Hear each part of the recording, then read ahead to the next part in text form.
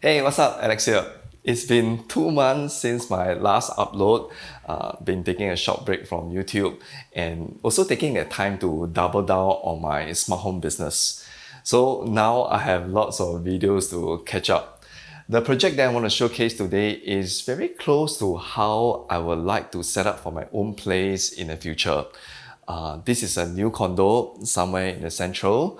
So now let me just give you a quick walkthrough of the entire layout first. Alright, right over here where I'm standing now is the living room. We have the TV, sofa area. And right behind, there's no dining table. Instead, they went for something portable, movable, kind of a bar top table. And right behind here is the balcony. So let you take a look at the view. Pretty nice, with lots of greenery. There's a cat staying here. And right beside, there's a private lift lobby area. Okay, very nice. I actually quite like the idea of having a private lift lobby. Then here is the kitchen. Right over there is the main door. And over here is like the laundry service yard space, with a small powder room over here. Then let's go further down. Alright, over here is the common bathroom. The shower area is dedicated for the pets. Okay, here is a common bedroom, so being used like a study desk, home office kind of setup. Alright, right beside is another common room. Then over here is the entrance to the master. By right, there is another room over here, but they close off the entrance, then open up another space here and use it as a walk-in wardrobe space. Okay, then here is the master bedroom, and with another small little mini balcony here, which owner use it like a home gym space. Then of course here we have the master bath. Okay, master bath. Let's talk about the network and camera setup first, because you need them with or without a smart home. And network plays a very important role in a smart home setup. So if you're not on a tight budget, then I will always recommend to go with Ubiquiti, Network, and Protect for the cameras. So over here, we have the G5 Turret Ultra, overlooking at the private lift lobby. We have our first access point. This is the U7 Pro Max. Okay, another couple of cameras. We have one in the living room that looks at the hallway, living room, and a little bit of the balcony. Then there is another one in the kitchen. Okay, this of course looks at the main door. Okay, then let me show you what is the video doorbell. Alright, stepping out, bear with the noise for a while. Okay, here is the Unify doorbell light. I think this is the first time that I'm featuring this doorbell. This is the budget version from Unify PoE. Very similar price point as the rolling PoE doorbell. This one comes in two colors, black or white, and very nice design, very simple. If you don't need a secondary cameras coming down looking at the package view, then I will always recommend to go with this one. I think it's pretty nice. The big button here, then here is the camera. Alright, let's go back in. Alright, down the hallway you will find the next Wi-Fi access point, which is over here, which is able to serve Wi-Fi for all the rooms around this area. Then here is another interesting one. This is the Unify PoE recessed doorbell chime. It's flush to the ceiling, very sleek looking. Then of course, all the cameras and Wi-Fi access points, the doorbell chime are all wired over to the DB area. So here's the DB, here are the new points. So I have them cable managed all the way coming down. Okay, and we have our mini network rack. So this is from DeskPi. I think this is only the second time I'm showcasing this. Okay, briefly what we have over at this rack. So all the points, okay, will be coming over to the patch panel. The patch panel will then all be connected to this 2.5G flex PoE switch. Then this switch has a 10G direct attach cable going to the UCG fiber. I think this UCG fiber is a given. I don't see any reason for not using this. Then over here we have our Home Assistant Green and our Philips Hue Bridge Pro. Then right beside I have the Home Assistant ZPT2 Connect. This is able to configure either Zigbee or Thread network. So if you have the space to house this mini rack inside the DB area and you like things to be very neat, can always consider doing a DeskPi mini rack setup. Okay, for me, I am quite particular with cable manage. I like to see things, all this equipment very neat over here. Okay, now let's talk about the smart home. Start off with the lighting and switches. So recently I made a TikTok video to briefly explain the 3 types of solutions that you can consider to go with. So for this one is what I will always prefer, which is using smart lighting. So all the downlights that you see across, okay, all of these downlights, including the pendant light, which is using standard E27 bulbs inside. Then you have LED strips across at the cove ceiling. Then you have some nice floor lamps with smart bulbs inside as well. So the entire whole place is using smart lighting. And again, this is what I prefer because smart lighting always gives you the flexibility of changing the scene, the mood of the entire place very nicely. And I also mentioned in order to do a proper smart lighting setup like this, all of these lights has to be wired to a switch that is going to be power on 24/7. So over here in this case, we have wired all these switches together with all the different kitchen equipments, your fridge, wine chiller, washer, gas hob and hood. Each of the switches that you see over here represents a specific group or zone in the house. Anytime when you switch off one of these switches, it means that you are killing off the power for the smart devices, which means the devices will go offline. So that's why we always want them to be hidden somewhere where it's not accessible or where it's not somewhere where anybody can switch them off because you don't want smart devices to be offline. In a proper smart lighting app, you have a setting called power loss recovery. This is important because this will determine how your lights will behave whenever something happens, can be a power loss. So how you want the lights to behave whenever something happens. So that's why if anything happens to the setup, right, be it whether it's the home assistant, whether it's network issue or what, you just need to come here to these master switches and toggle off and on, then pretty much the lights will behave exactly how a normal dumb light would behave. And actually, it's the homeowner himself that decides to go with the Philips Hue smart lighting. When he approached me, he straight away told me that he wants to use Philips Hue lighting.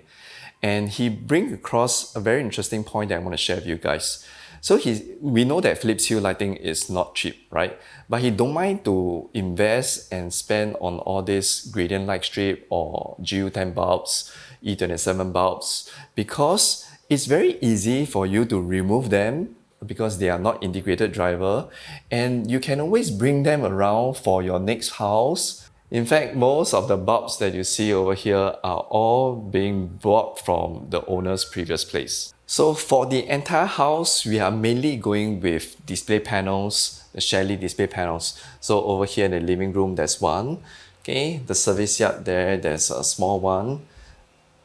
Then at the hallway, we have another panel.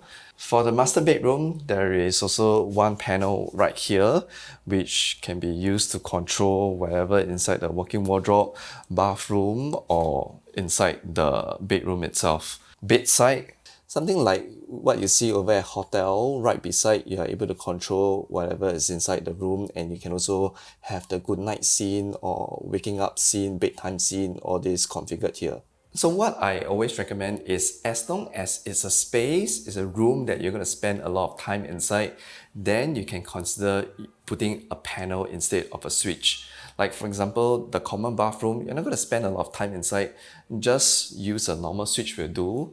Like for example, this is the study room, home office. Okay, then with a panel like this, you will have more intuitive controls of the all the necessary things inside.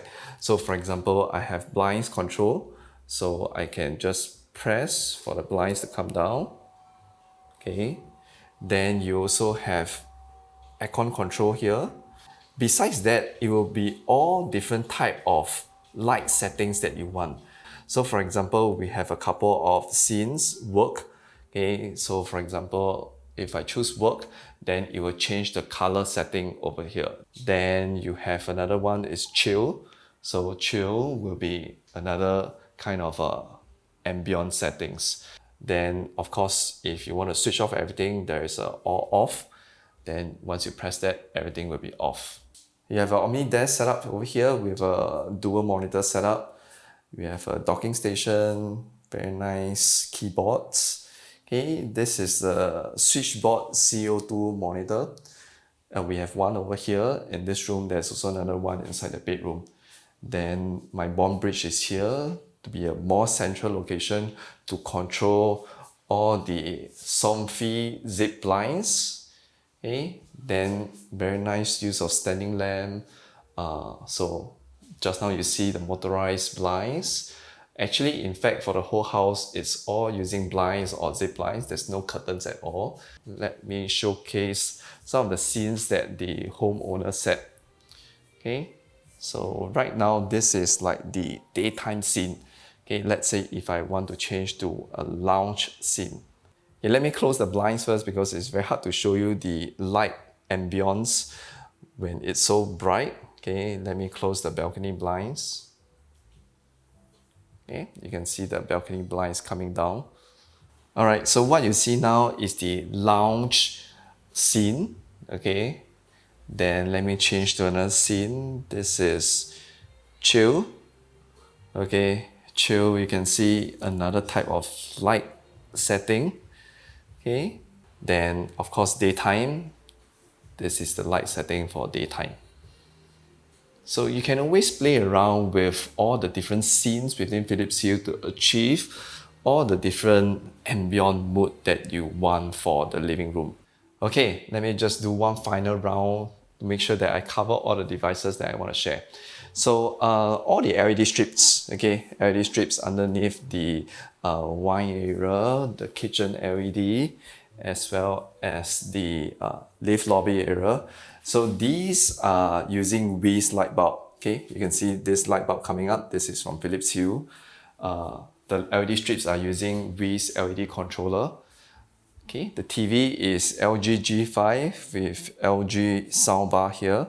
And again, this kind of very nice floor lamp using smart bulbs, and putting it beside the plant always makes the space looks very nice. Okay, then we have a switchboard air purifier. I will talk about this in one of my future video. Then there is also a third reality motion presence sensor that connects to the socket. So this also helps to relay thread signal. Then for the lights inside the walk-in wardrobe, some of these are configured using motion sensor. Some of these are configured using the motion aware feature. Okay, so you can see the light slowly coming up. Okay, one thing about Philips Hue is if you have 3 lights in a space, then you can configure the Hue motion aware. Then inside the bathroom, okay, it's also censored. Then over here, I have the switchboard presence sensor to control the switching off of the lights. Okay, talking about sensors, another sensor that I have installed is this Shelly contact sensor over at all the room doors. So right at the corner, the black color one is a contact sensor. So we have them installed in all these room doors. Okay, the owner has a dog and a cat, so just want to make sure that all the doors are closed whenever the pets are being left alone at home. Okay, for the AC, these are all Daikin Smart AC. which means it's going to the Daikin cloud instead of the AC module that I've used in other videos that is being slotted inside all those Mitsubishi aircon. So the thing with Daikin AC is a little bit tricky because I don't know which are the ones that can integrate to Home Assistant. For this model, it does. So this Daikin AC looks like this with the module given by Daikin that is sticking out over here. So if your Daikin model looks like this, you can potentially just swap out this module with the SpaceMate AC module if you want for total local control, because Daikin Cloud is a bit lag at times. Then for this one, I know it's able to integrate to Home Assistant, but a lot of other Daikin AC that I've tried is not able to integrate to Home Assistant. Okay, and another sensor that I've installed over here is the water leak sensor. So this water leak sensor is a little bit different from others. Okay, so this water leak sensor is from Third Reality. So over here, this Third Reality water leak sensor is based on Matter over Wi-Fi, and this kit includes 3 sensors, and this is like the hub for the 3 water leak sensors. So all you need is to connect to this hub itself, and the 3 water leak sensor will be automatically configured inside your smart home app, and we have them installed at the washer. So this is the water leak sensor from Third Reality. Let me roughly show you what you will see on Home Assistant for the Third Reality smart water leak kit. So you have the actual sensors over here. So right now you have 3 of them directly bind to the hub that you see just now. All of them are dry right now. If I put this under the water, okay, you can see there's a red color. There's a beeping sound coming from the hub itself, and you can see the status of the water leak sensor is wet. From there, of course, you can set any kind of automations that you want. Something like sending a notification to your mobile phone, indicating that the water leak sensor has detected water or something like that. Alright, the last thing that I want to comment about is the kitchen appliances given by the condo developer. Apparently they are all smart and being able to integrate into Home Assistant, which is quite interesting. So the hob and hood from Miller, we have the wine chiller, all of them are from Miller. Then we have, this is actually the fridge, it's an integrated fridge setup. So this is the freezer. And inside Home Assistant, there is also entity indicating whether the door is closed or open, and of course, all the temperature settings. You can do some automations with these sensors where you don't need to put an actual contact sensor for the fridge. Then here is the dishwasher, okay, also from Miller. Okay, show you another customized panel over at the entrance, which is over here at the service yard. This is a smart laundry rack from U Home. Then this is the laundry LED light over here. Okay, then you can easily switch them off this way. We have the washer dryer. This one from Miller. This one is owner bought from his previous place.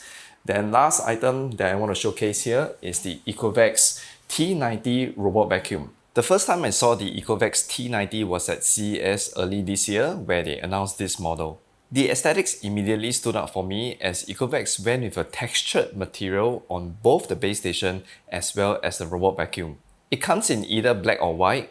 This material gives off a much softer look compared to the typical plastic finishing from their competitors. One of the major upgrades from last year's model is they extended their roller mop size all the way end to end. This improves the cleaning efficiency, and that's what you want, especially for a house with pets around. The Ecovacs T-Series is marketed as a mid-range model, and I dare say that the T90 stands out in terms of value. The price and performance you get is incredible. Thanks to Ecovacs for sponsoring this segment of the video. Alright, I think that's pretty much all I like to share for this setup. The main highlight or key takeaway here is the use of Philips Hue smart lights. A lot of times people install smart lights but has no idea what colors to change to, the brightness setting.